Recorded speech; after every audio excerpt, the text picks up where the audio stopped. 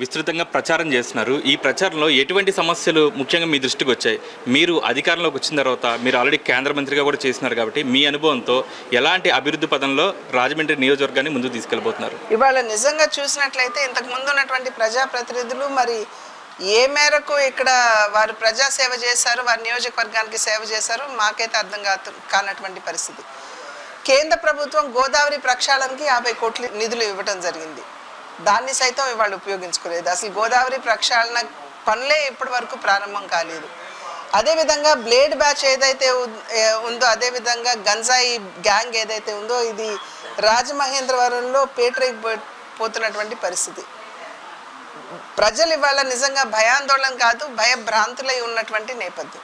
Waste disposal ఏదైతే ఉందో అది శాస్త్రీయంగా చేయటం కాదు, తీసుకెళ్ళి గోదావరి నది పక్కన పడేస్తున్నారు. ఆ ఊటంతా కూడా భూమిలోకి ఊరి అది గోదావరిలోకి వెళ్ళిపోతుంది.